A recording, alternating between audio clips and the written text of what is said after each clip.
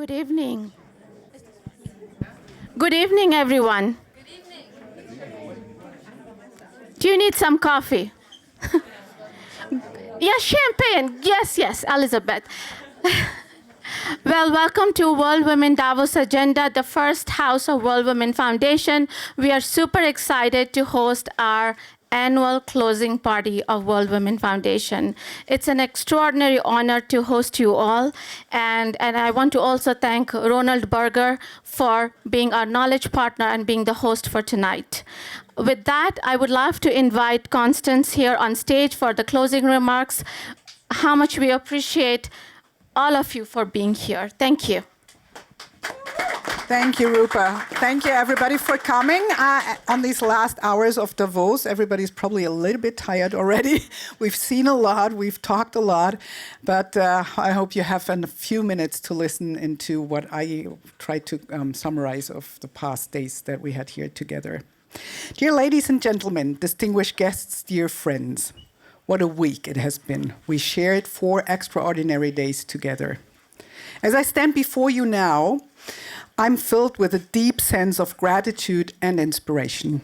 Gratitude for the energy, the honesty, and the courage that each of you has brought to this gathering, and inspiration from the stories, the ideas, and the dreams that have woven us together into a true community. First, let me extend my heartfelt thanks to the World Women Foundation, RUPA Dash, and the entire team. It has been incredible. Incredible that also, and I like to mention that we've been in our own house for the first time.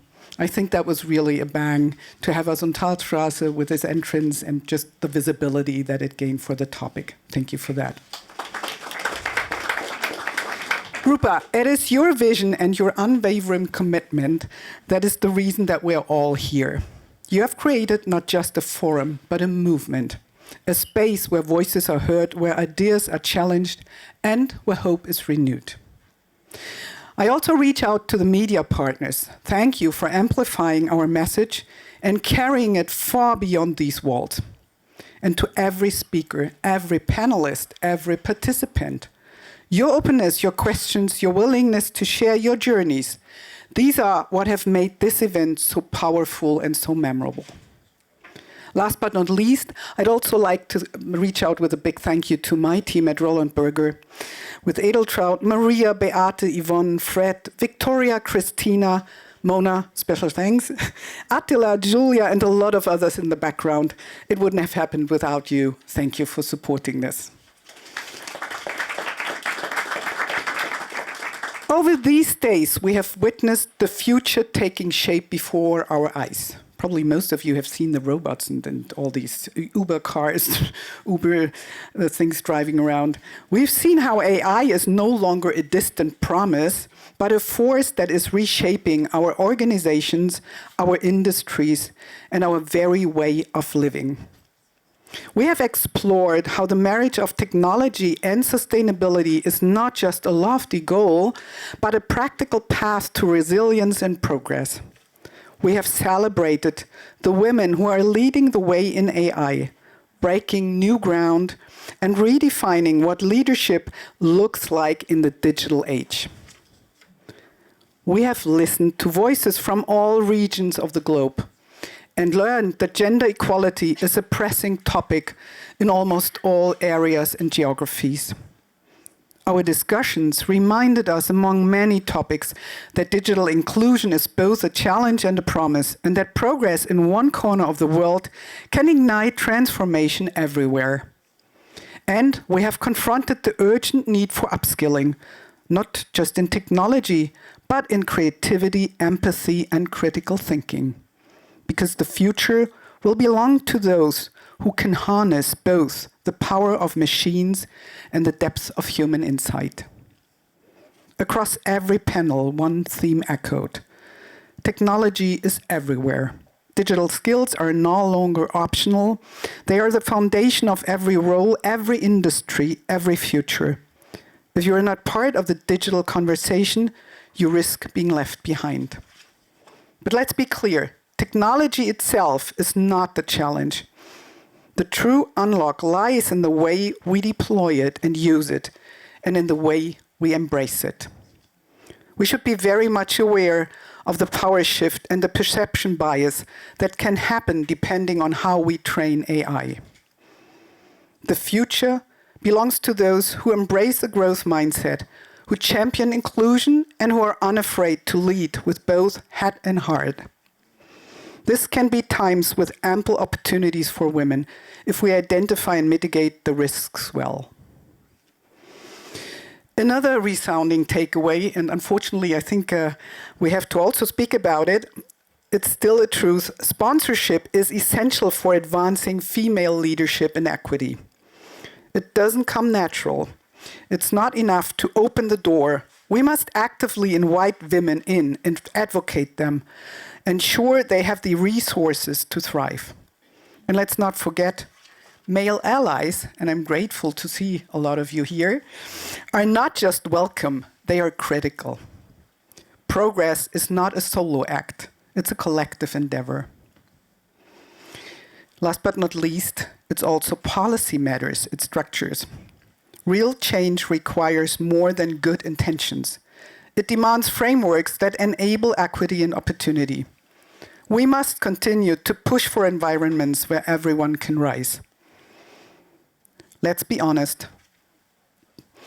The world outside these doors is not always as hopeful as I picture it at the moment. Rights that were hard-won are being questioned these days. The winds of change can feel cold and uncertain. As the week unfolded, it was impossible to ignore the silences as well. The moments when voices were held back, when freedom of speech felt constrained by fear of backlash. Let me say that out loud. This is dangerous, and it's really times of change. If Davos has taught us anything, it's that progress depends on our courage to speak up, to stand for what is right, and to say it out loud, even and especially when we have to fear displeasement, confrontation. Dialogue is what is key, and that means we have to say what we think has to be said. Yet, what I've seen here in this house gives me hope, because here we have not shielded away from the hard questions. We have not just talked about the barriers, we have once again taken ownership of the solutions. We have reminded ourselves that inclusion is not just a matter of fairness, but the very engine of growth, innovation, and resilience. When we open doors for women, we open doors for everyone. When we invest in equity, we invest in a future that unlocks potential, makes us stronger and more creative, and yes, more just. That's why I'm so proud of the World Women Foundation panels. Here we created a space for open, honest, trustworthy dialogue, a place where what matters most could finally be said. What a week it has been, one filled with energy, vision, and a relentless pursuit of progress. Let's carry that spirit away with us, please. Let's keep speaking up, keep lifting each other, and keep building a future where every voice is heard and every leader is empowered. Thank you.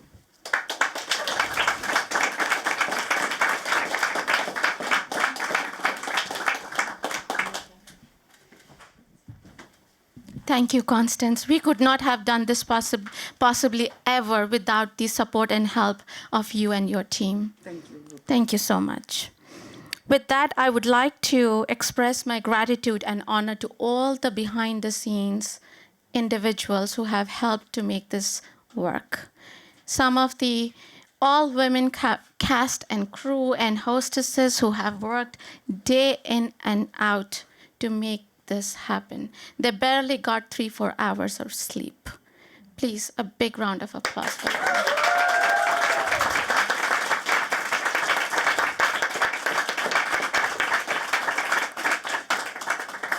And most of the crew, they have children, at least 2 or 3 children. They go back home, they don't even see their kids, or, they're fed, they're slept, and by the time they're here in the morning at 6:30, they haven't seen their kids for the last 5 days. So thank you for all the work that you have done behind the scenes.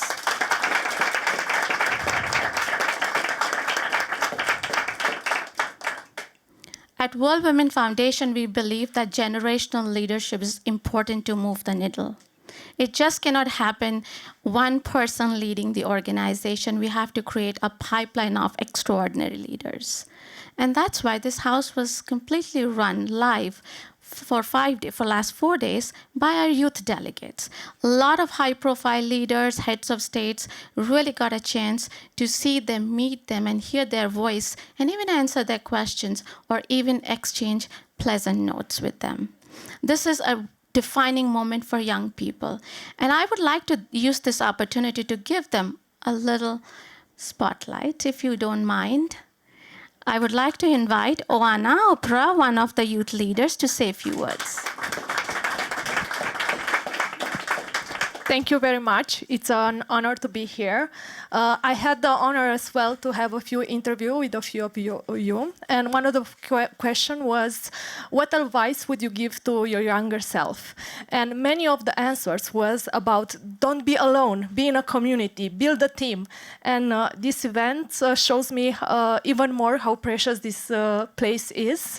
And please reach out to me, reach out to Ayati, because we have together an amazing project called Girls Talk STEM. So if you're also curious about the younger generation and you want a fresh take on our insights, let's keep in touch. Thank you very much.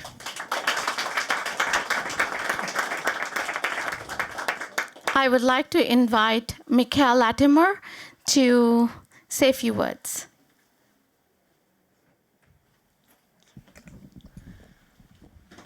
Good evening, everyone. I hope you've all had an eye-opening week here in Davos and managed to get some rest as well. My name is Mika Latimer. I am a student at UC San Diego studying social psychology. I was brought on recently to the World Women Foundation as a youth leader. I have had the most incredible experience this past week. I will carry this for the rest of my life. And I, more specifically, would like to recognize the fact that I got to see so many incredible women in such a vulnerable space. I was able to have conversations with these people that seem untouchable. You are told all the time how they're just like you, and you're not different from them. And I was really shown that this week with the interviews and introducing the panels. So I just want to thank you all for this experience and for showing up, and the World Women Foundation. Thank you. I would like to invite Ayushi Shukla for Mehta for the... I don't want to mess up your last name, but okay. you are amazing. That's my mom's last name. Hello, everyone. My name's Anushka Shukla. I'm a student at the George Washington University in Washington, D.C., studying economics and international affairs. And for the past 5 days, I've been a youth leader at the World Women Foundation. Looking back on this week and the notes I've quickly written into my phone, there are a few things that really stood out to me. First, women are resilient. This might seem obvious, and I've always known it, but I don't think I fully realized the extent of it. Miss Helen Clark, the former Prime Minister of New Zealand, said herself that women stand there no matter what's thrown at them. And I think that's what makes women such powerful change makers. Authenticity, emotion, and human connection are some of the most important leadership characteristics, and those are traits innate to women. Second, the power of AI and technology can empower women like no other revolution. Ms. Tanuja Randari, the director of AWS EMEA, said that every industry is a tech industry now. That really stuck with me. It made me realize that I have to empower myself to learn and familiarize myself with AI as much as I can in order to not be left behind. I'm incredibly grateful to be here in Davos because there truly is no experience like this. Hearing from experts and inspirational speakers from every walk of life, every field, and every industry, I've learned more in the past 5 days than I ever imagined. Thank you all so much for sharing your perspectives and ideas. I appreciate and value them very much. Hetty Pai ended her panel with something her friend had told her. She said that in the beginning of her career, she led in spite of being a woman. In the middle of her career, she led because she was a woman. And now she leads, and she's a woman. If my generation has the opportunity to start leading at that final stage, it's exciting to imagine what that could mean and where we could be at the end of our careers. Thank you.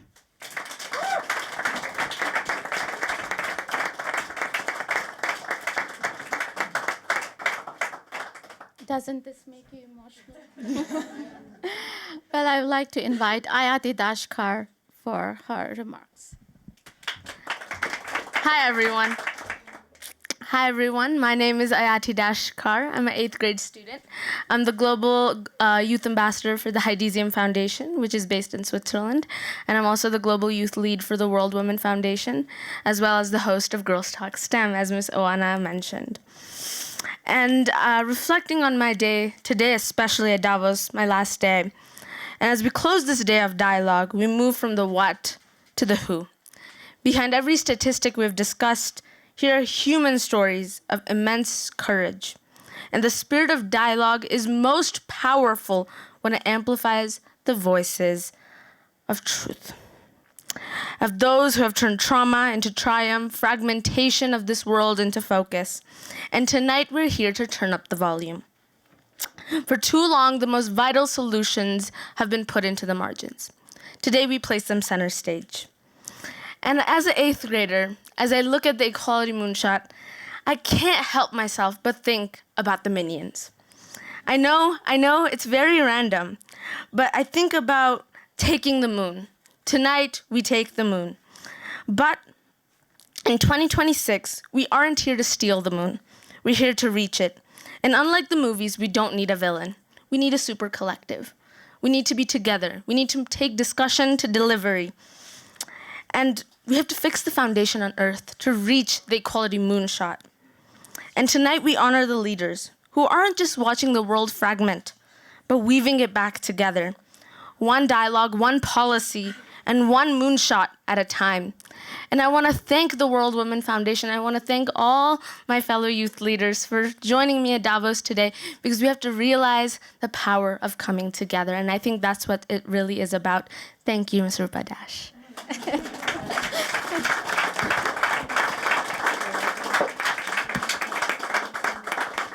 Can we take a group picture with your permission?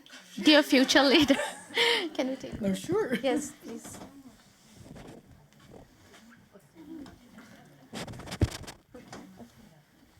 Actually, sit down. Yes, I think. Oh, Like this? yes.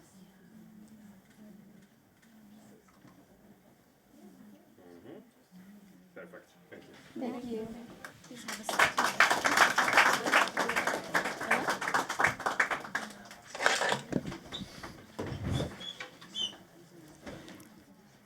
Thank you so much for your patience. I would like to invite Alexandra Karasina to host the next set of programs. You almost got it. But I don't mind. You know, nobody knows how to speak Karashinska unless you're Polish. Okay, Rupa, thank you. I'm actually moved and thrilled and honored to be here. Thank you for inviting me, and I'm really honored to be part of World Women Davos Agenda.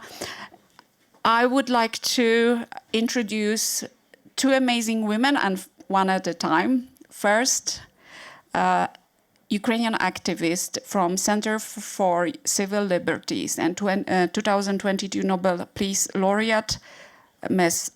Oleksandra Matvichuk. Oleksandra, please have a seat. Big applause, please. So it's good to have you here. Have you come from Kiev? Yes, I have come to Davos from Kiev. When was it? It was on Monday, but it seems like in previous life, it's 2 intense days here. How long does it take to come from Kiev to Switzerland? 2 days, not easy road. Yeah, I know. You know, you and your team have documented almost 57,000 Russian war crimes. Now it's 100,000. Unfortunately, the number is growing. Thank you for correcting. I got the number wrong. So please, could you tell us more about the process and also why it's so important to document the crimes? I'm a human rights lawyer, and we are documenting war crimes in this war which Russia has launched against Ukraine for 12 years. And while this war turns people into the numbers, what we are literally doing, we are returning people their names, because people are not numbers, and life of each person matters. Let me illustrate it with a story, because it will tell more than anyone else. This is a story of 62-year-old civilian Alexander Shelipov. He was killed in first days of large-scale invasion near his house. He had no weapon, and Russian soldiers who did it was arrested. So this tragedy received a huge media coverage for only one reason, because it was the first court trial after the large-scale invasion started. In the court, I heard his wife Katerina. His wife Katerina shared that her husband was an ordinary farmer, but he was her whole universe.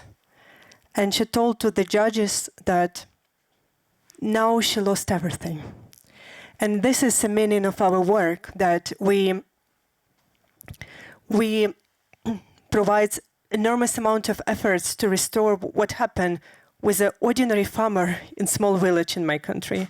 We are doing this regardless who these people are, their social position, the type of crime they endured, and whether or not media or international organizations are interested in their case. Could you tell us why this work is so difficult, that it's not really easy to find, first of all, the names of the victims, the families, and to prove that this was the war crime?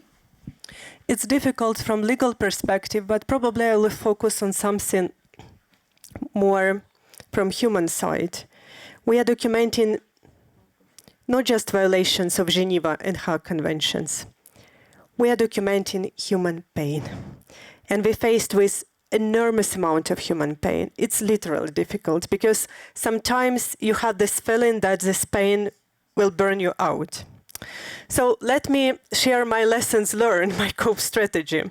When I was a student studying in legal university, I told to myself that because I have empathy to people, I will never ever do something which will connect it with criminal law, because it will harm me. So now you know that I do something which connected not just with criminal, but with international criminal, with international humanitarian law, with the horrible atrocities. My specialization is testimonies of people who went through torture and sexual violence. I interviewed hundreds of people, men and women. They told me how they were beaten, raped, smashed into wooden boxes, their fingers were cut, their nails were torn away, their nails were drilled, they were electrically shocked through their genitalia.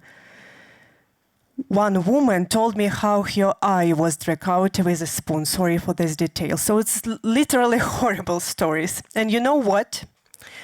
I understood that something which I perceive like my vulnerability, my empathy to people, it's my source of strength.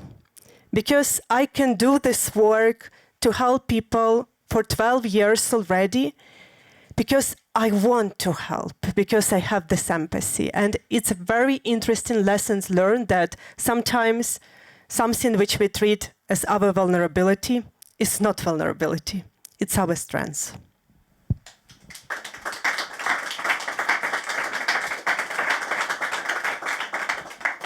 Alexandra, we are in a very particular moment of this war. In 2 days, exactly in 2 days, exactly, there will be 4 years of full-scale invasion, and the war is going on for Ukraine for 10 years now. Do you believe that Russian war criminals will be prosecuted and they will be punished? I always try to be very honest with people who affected by this war, because I work with victims of this war directly. I tell them, we have no guarantees, but let's be honest, we have no guarantees in everything in our life, but we have chance. And future is not just unclear, future is also not pre-written. This means that with our efforts, we still have a chance to fight for future, which we want for us and for our children. And let me illustrate it. When large-scale war started, I was in Kiev. I refused to evacuate, and with a part of my team, we continued our work on the ground, while Russians tried to circle my city. It was a very dangerous time. I remember that we celebrated every morning like a victory, because we managed to stand just for one more night. And we faced with such enormous amount of crimes, so that I started to ask to myself, for whom do we document all these crimes for? Because I'm a lawyer, I understood that we faced with accountability gap with different dimensions. For example, there is no international court which can prosecute Putin and top political leadership and high military command of the Russian state for the crime of aggression. Even International Criminal Court in The Hague has no such jurisdiction when we speak about Russian war of aggression against Ukraine. And all atrocities which we are documenting, it's a result of their leadership decision to break the peace and to start this bloody war. So they have to be punished. And that is why, just in several months after large-scale war started, I myself, other human rights lawyers, and Ukrainian officials start to tell about creation of special tribunal on aggression to fill this gap and to establish accountability for the crime of aggression. And it's not easy task to achieve. And I will tell you why. Because the world still look to the situation through the lens of the Nuremberg trial. But Nuremberg trial, which was the only one existing precedent of the punishment for the crime of aggression, it was victorious trial. It was trial where Nazi war criminals were tried only after Nazi regime had collapsed. And past century, it's established an essential step to law and justice, but also, like Norma, the justice is privileged to winners. So first you have to win the war, only then you will have a chance for justice. We are challenging this Norma. We live in new century. Justice is not privilege. Justice is a basic human right. This means that we have our own historical task in this century to make justice independent on the fact when and how the war will end. And when we start to tell about it in 2022, these leaders in Davos look to me and tell, yes, you are morally right, but it's unachievable. And I'm happy to say that last summer, Council of Europe announced historical decision, and the preparation of official creation of special tribunal on aggression has already started.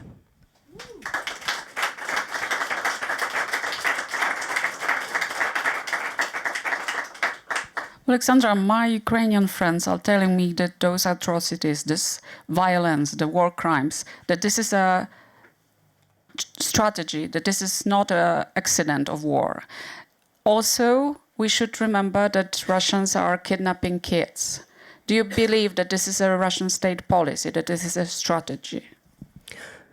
Unfortunately, it's a strategy. All this hell which we face in Ukraine, it's a result of total impunity which Russia enjoyed for decades. Russians committed horrible crimes in Chechnya, in Moldova, in Georgia, in Mali, in Libya, in Syria, in Central African Republic, they have never been punished. They believe they can do whatever they want. And that is why this impunity produced this strategy. And that is why our fight for justice is so important. We must break this circle of impunity, not just for people in Ukraine, not just for people who has already suffered from Russian war crimes, for example, in Syria. I was here just recently, 2 months ago. But in order to prevent a next Russian attack to the next nation, because Russia uses war crimes as the methods of warfare. Russia instrumentalized the pain. Russia deliberately inflicted immense pain on civilians in order to break people's resistance and occupy the country. I mentioned kids. Maybe you can tell us something about kids, and can we do something legally to retrieve, to get back kids to their families? Yes, you mentioned the huge problem, which was a ground for International Criminal Court to open criminal case and issued arrest warrant against the Russian President Vladimir Putin. This case is based on the illegal practice of transferring and deported dozens of thousands of Ukrainian children from occupied territories to Russia. Simply speaking, about kidnapping of dozens of thousands of Ukrainian children. Russians put these children in Russian education camps. They told, "You are not Ukrainian children, you're Russian children, your families, your parents refused from you, and you will be adopted by Russian families who will bring you up as Russians." And International Criminal Court qualifies such action as crimes, war crimes. But I'm sure that this is just an element of the broader genocidal policy, because Putin openly says, there is no Ukrainian nation, there is no Ukrainian language, there is no Ukrainian culture. For 12 years, we have been documenting how these words converted in horrible practice in occupied territories, where Russians physically exterminate active local people, mayors, journalists, children writers, musicians, teachers, environmentalists, how they banned Ukrainian language and culture, how they destroyed and robbed Ukrainian cultural heritage, and how they take Ukrainian children. Because I'm a lawyer, I know that it's very difficult to prove genocide in international court, but there is no necessity for you to be a lawyer to understand a common thing. If you want, partially or completely, to destroy some national group, to manifest your genocidal intent, there is no necessity to kill all representatives of this group. You can just forcibly change their identity, and the entire national group will disappear. And that is why Russians start from Ukrainian children. I was looking at leaders at World Economic Forum, and I know that President Zelensky was just talking to President Trump. Do you believe that we can achieve peace in Ukraine, in your country, and a just peace, and what it means, a just peace? I'm not naive. I don't think that Russia will sign any peaceful peace agreement with provision about justice. So, okay, our strategy is to make justice as independent parallel track. International crimes have no statute of limitation. If today, based on geopolitical circumstances, we have no opportunity to make these people accountable, tomorrow, situation will change. We will have everything ready. So we are preparing for a long run. It's okay. But in order to stop this war, it's not enough to sign some document. You have to find a practical answer to a very difficult question. How to make Putin stop? I mean, not to make a pause, to retreat, to regroup, and to start large-scale war again, but literally understand that it's impossible for you to occupy the whole country. You can't move further. And that is why the main question which has to be discussed in all this series of meetings is a question of security guarantees. And they are not on the table. They're not on the table. And that is why I'm not very optimistic about sustainable peace without security guarantees. But let me assure you that people in Ukraine dream about peace. We dream about peace, and we trying hard to get it. Thank you, Alexandra. I think you just made a lot of activists, a lot of supporters to your cause and to Ukrainian cause here. And thank you for your work. Thank you very much.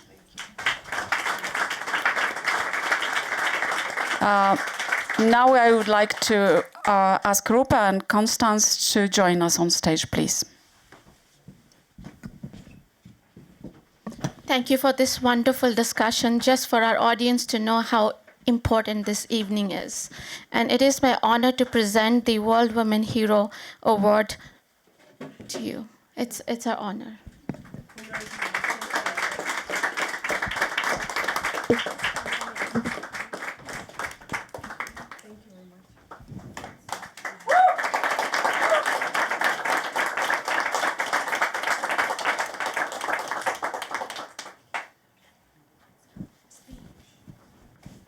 Do you want to say something? Yes, yes, please.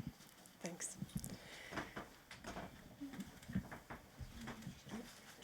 Thank you. Thank you. I'm very grateful. Thank you very much. Thank you. Thank you very much. Thanks. I will. It's a huge honor for me to receive this award and to be with you in this fantastic circle. I felt myself so cold here in Davos, and finally I feel a lot of energy and warmth. Thank you for this. I'm very, very grateful. You know that I'm documenting war crimes, and we have in our database now approximately 100,000 episodes of war crimes. And unfortunately, there are a lot of crimes in our database against women and children. So let me assure you that women in this war, they are not just victims, they are fighters. I know enormous amount of fantastic women in different fields of Ukrainian society. Women join armed forces. Women take political decisions. Women document war crimes. Women coordinate civil initiatives. Women are in the far front of this battle for freedom and democracy, because bravery has no gender. And I know that not just in Ukraine, but in a lot of countries worldwide, women are also fighting for freedom and for human dignity. Like in Iran, I want to emphasize especially on horrible situation which is going on there.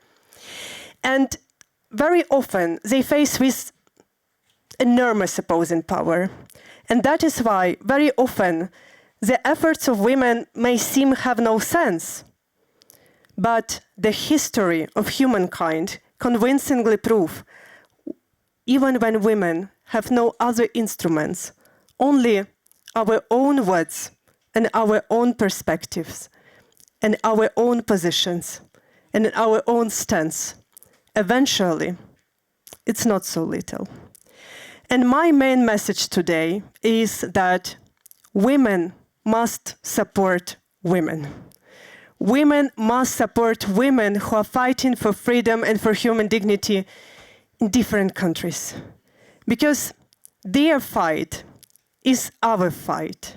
Because probably they do something not just important, but they pave a road which will be used by our own daughters. Thank you very much.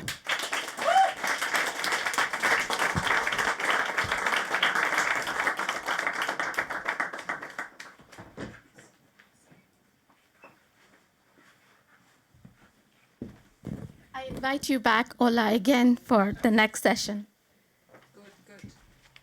She forfeit the the fight with my name. Okay, guys. By the way, I'm a journalist. I used to be editor on Forbes Women, but also Newsweek, and I'm a feminist activist, book writer.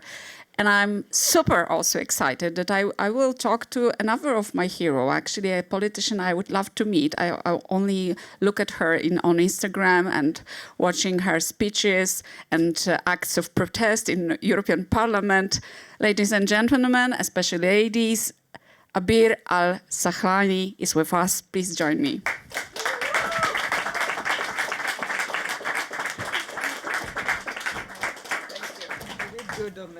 Yeah, I was practicing. She's Swedish, but you know what? Let's start very quickly because this is something I'm very invested in, and I'm looking up to your initiative. You're one of the leaders. It's a European initiative, grassroots initiative. It's called My Voice, My Choice. Maybe you heard it. More than 1 million, 1.2, maybe more. Signatures, an initiative on accessible, safe abortion in Europe. How it started, how it's going. Thank you for having me tonight, and a pleasure talking to you and meeting you all. I hope that I can contribute with the little thing that I know, but above all, I hope that I can give the young women here the energy and courage to keep pushing, because you are right, the others are wrong. This is my first message.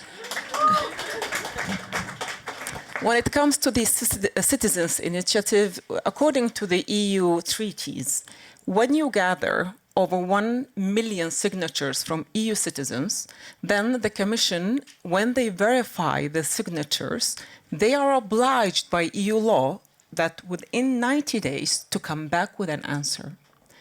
And they are obliged to work accordingly to that direction of that initiative.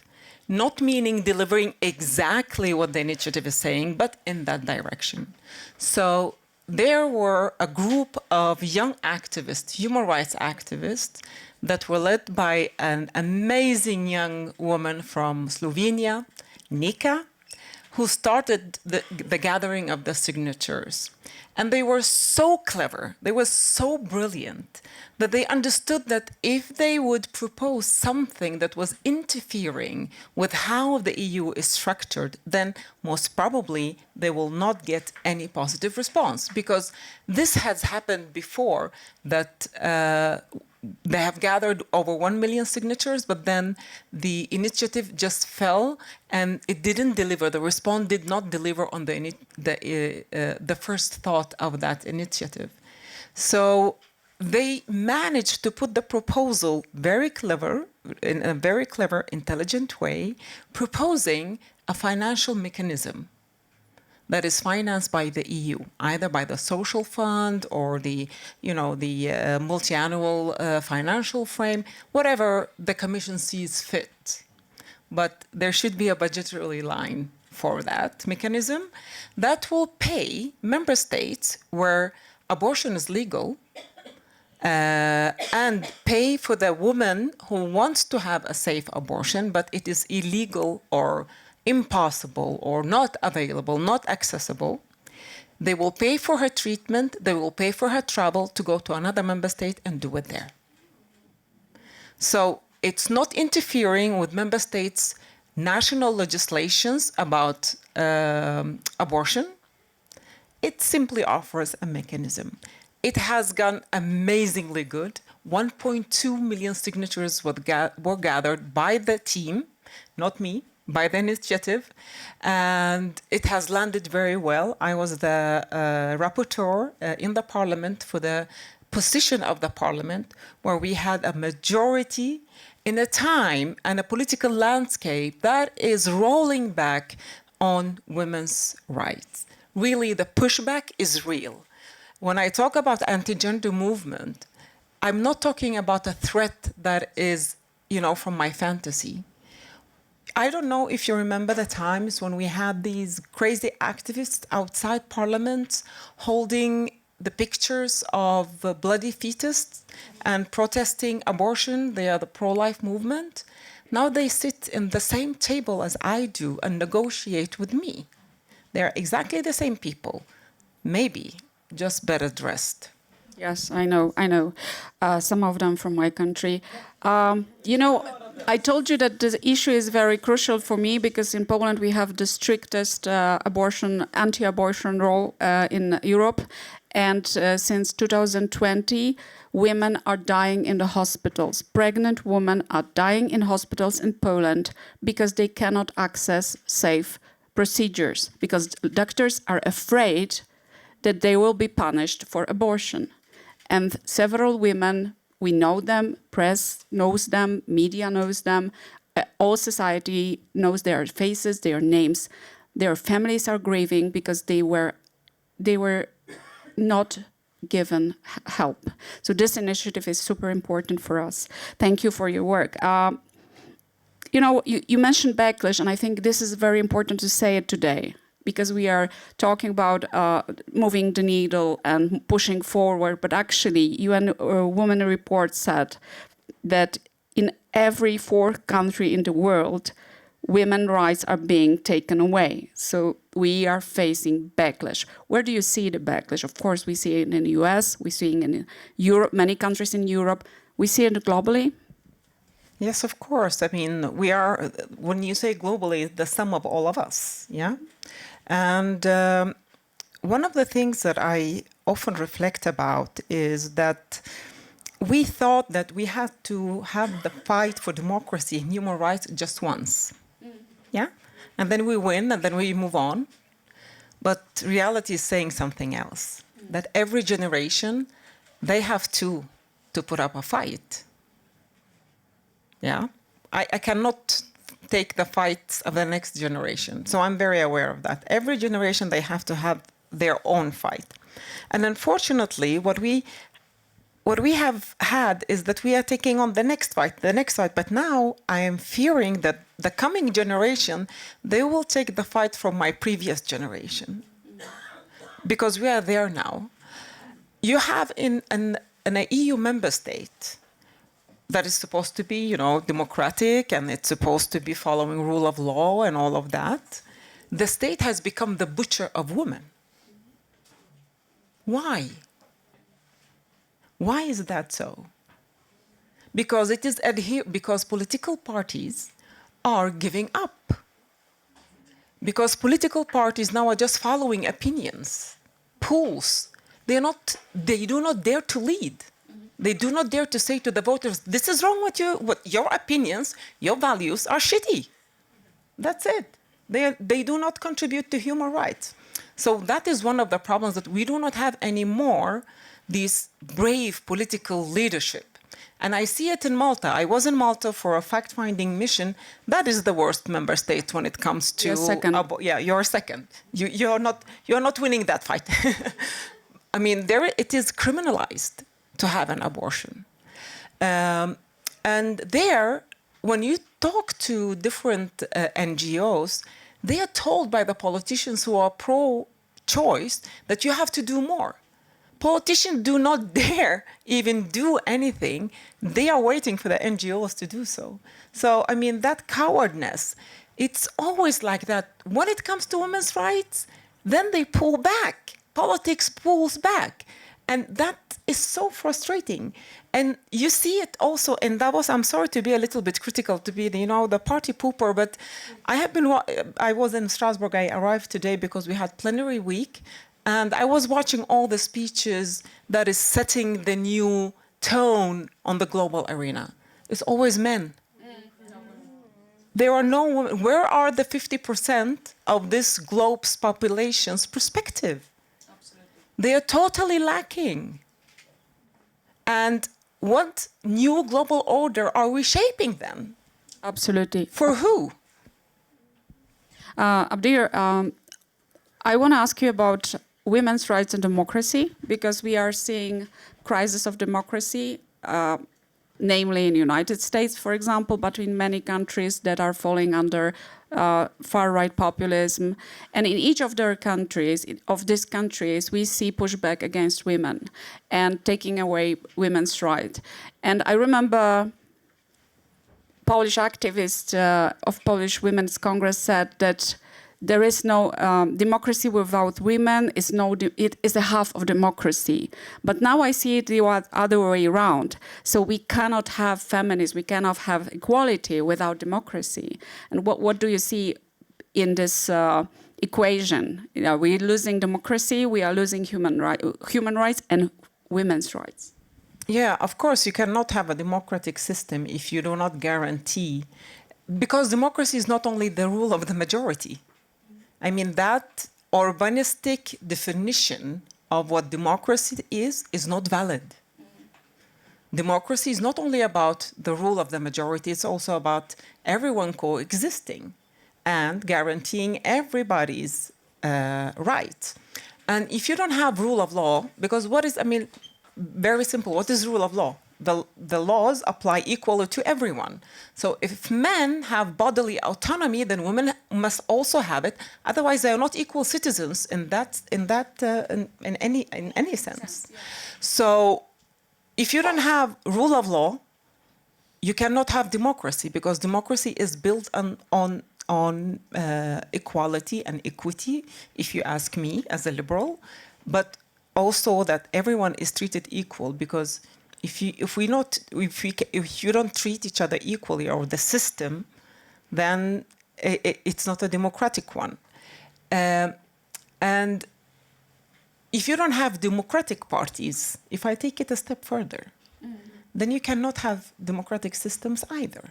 So you have to have political parties who believe in democracy, who are internally structured democratically, and who work in a democratic manner. And I think that the My Voice, My Choice Citizens Initiative showcased the mistrust towards political organizations. They did not trust us enough. I mean, organizations as political parties and institutions. These people, these activists, they did not trust us enough. So they had to take the lead. And I do hope that we can do better, that our institutions, our political parties can deliver better democratic resilience and be the voice of our people. But I love how they were able to mobilize, and they showed us that they don't need us, actually, and I love that. Abir, last question. Probably all of you remember you, not far away, cutting your hair as a protest. Woman, life, freedom, and Alexandra mentioned what is going on in Iran. What it means to you now, this phrase, woman, life, freedom? You know, today I actually posted a video of me making a braid in support of the women in Rojava, the Kurdish women, the brave Kurdish women who were instrumental in defeating Daesh. And how the world has turned a blind eye to the Kurdish people. It really is embarrassing. I cannot believe that we are doing this. So I had to braid my hair because I saw a video of some kind of a military guy from Syria who just had killed this Kurdish female fighter and cut off her, hair. He did that. And I cannot look away how our bodies have become the new battlefield. Either we choose it or not.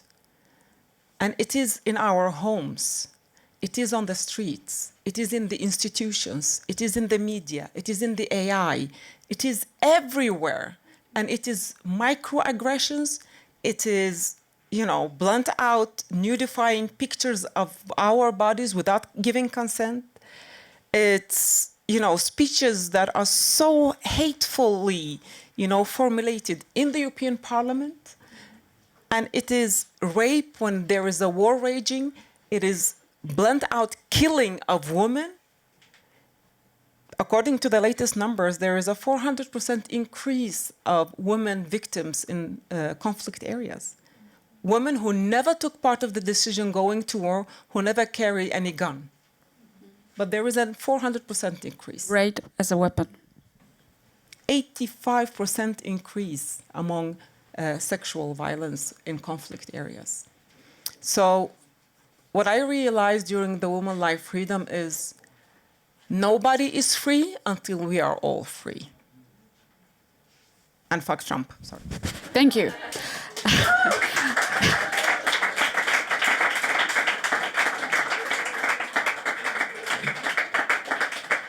Abir Al-Sahani, thank you for all the work for representing women's rights. Thank you very much. Rupa and Constance, please join me.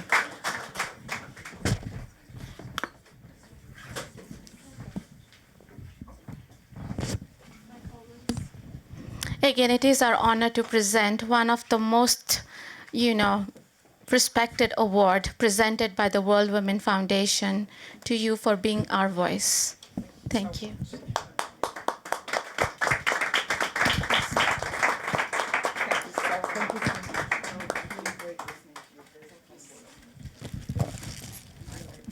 I promise I will. Thank you so much. Thank you. Rupa. Thank you. Thank you. Thank you, my dear. Shake hands first. Thank you. Thank you so much. No, I like that. Yeah.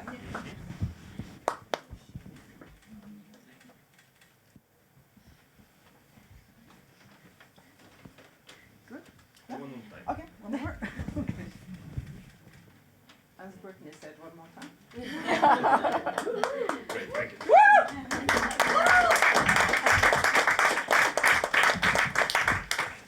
Speech, okay. We need to hear from you. Okay, I'll be a We're little tired bit. of hearing from you from the Instagram. We want the real thing. I promise.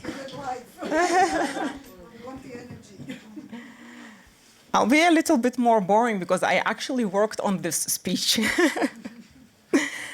And I wanted to read it out loud because I have too many important things actually to say to not write it down.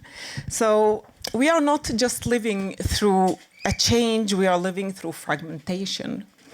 Fragmentation of power, fragmentation of trust, fragmentation of the rules that once structured international order. And this environment, leadership is no longer about vision and statements. It is about decision-making under pressure. And this is where Europe faces credibility test. For decades, Europe has spoken fluently about values, democracy, human rights, principles. Those values still matters. But in today's world, values without execution are no longer considered leadership. They are commentary. Europe's responsibility in a fragmented world is not to restate what it stands for, but to show that it is willing to act on and what it is willing to defend. That means choices, choices on security, accepting that deterrence and resilience are political responsibilities, not technical ones. Choices on technology, understanding that digital power without democratic control is a strategic vulnerability. Choices on partnerships, moving from transnational engagement to long-term strategic alignment. In a fragmented world, neutrality does not preserve stability. Hesitation creates vacuums, and vacuums are always filled.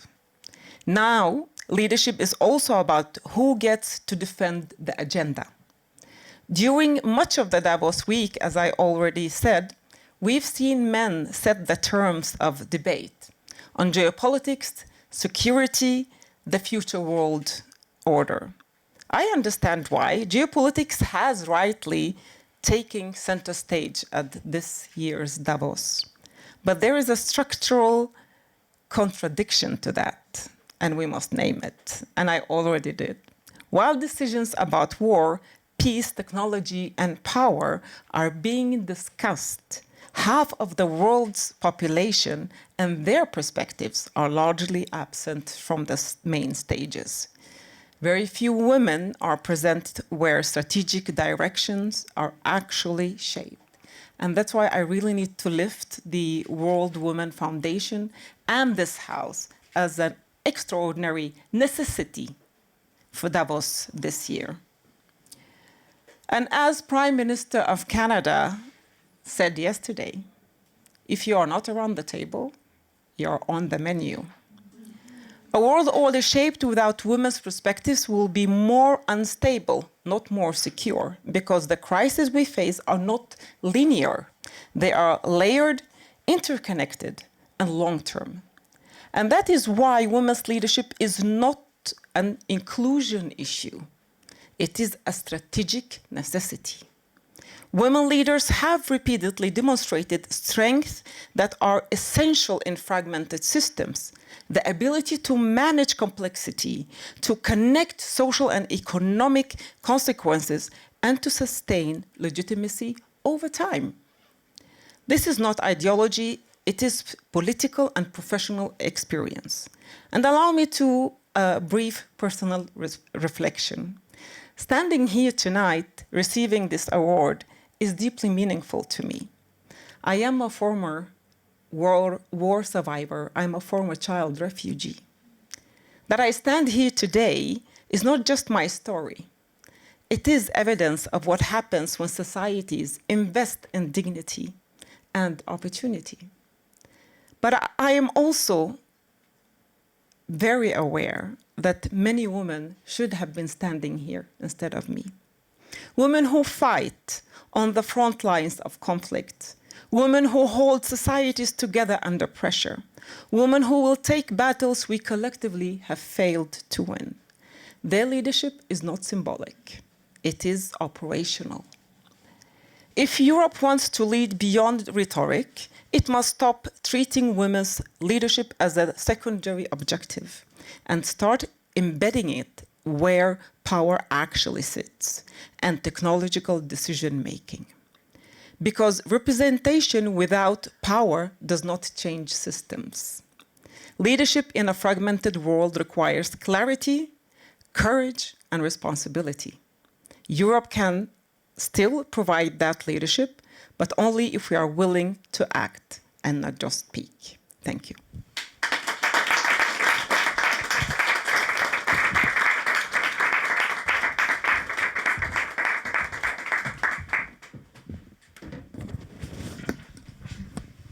Thank you so much again for your time and your incredible bravery for standing for the women around the world. This is World Women's first house. To make the house make you feel like a home for 5 days, non-stop, it takes effort, it takes details to think about. It's my immense privilege and honor to introduce you to founder of Donna Coffee, who tirelessly has been serving you coffee, and she has a mission. I would like to invite you to say her few words. Thank you. Thank you, Rupa. Thanks very much. So yes, I'm the founder of Donna Coffee, and as most of you know already, it's coffee that comes from women-owned coffee farms.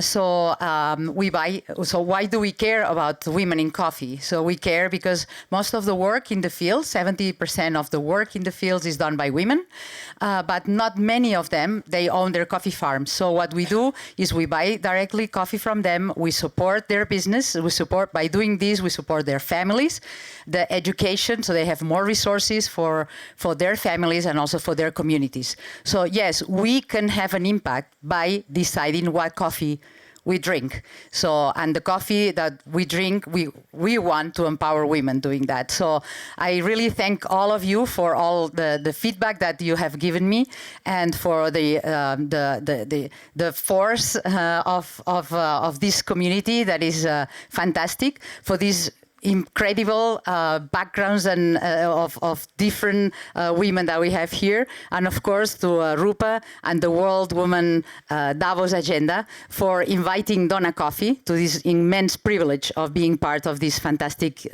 week and events that we have had. So thank you very much to all of you.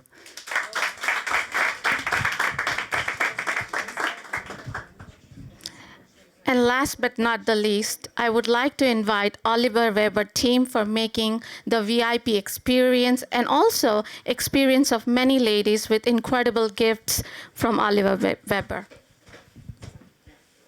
Thank you, Rupa. Where is the Oliver Weber team? So my name is Lydia Weber, and thank you for all your patience. That was an incredible, very intensive days, and I guess you all are already a bit tired. Would like to start the reception part.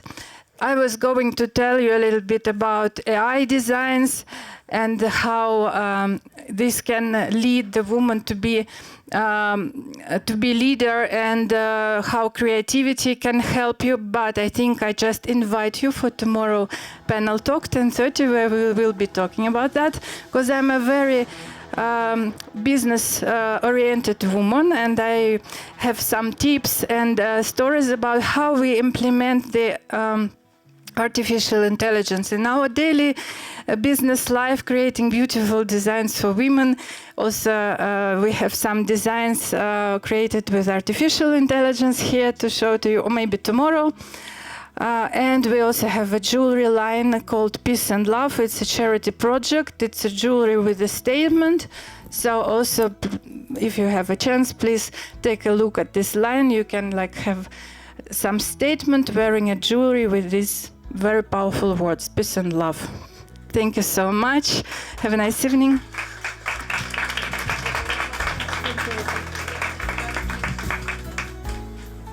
This is my last thing, but the most important and exciting thing. So this year's theme is the spirit of dialogue. And a dialogue is not possible unless we have a great listening space. And we made sure that we create an incredible listening space with the power of sound technology. I would love to invite the L Acoustics team, Amber and Francois, on stage to say a few words.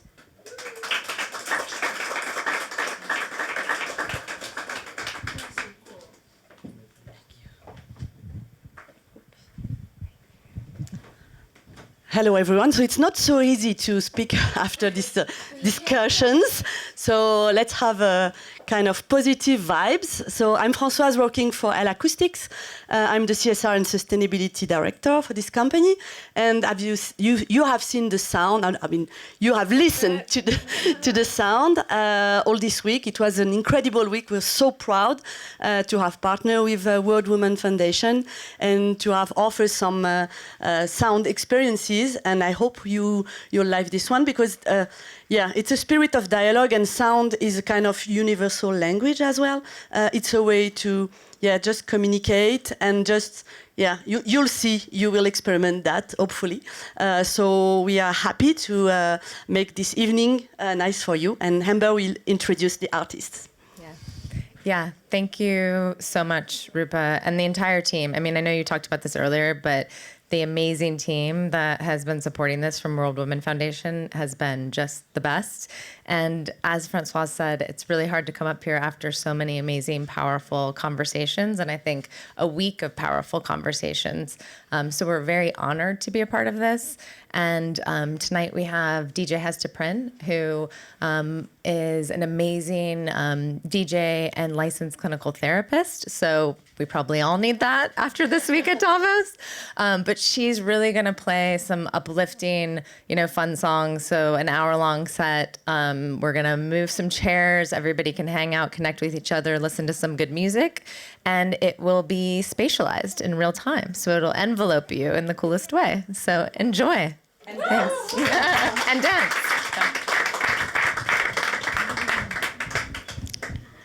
I know you are waiting to experience this cool thing, but I want to just share one of the values of World Women Foundation. It is not just about equality, but also we believe in gender harmony. How can we work with both the genders to make space? And also this house wouldn't have been possible without the incredible support of some of the men who were working behind the scenes. I must say they were incredible supporters, and I would like to create a space where we can really create harmony. So a big round of applause to all the men in the room who made it happen.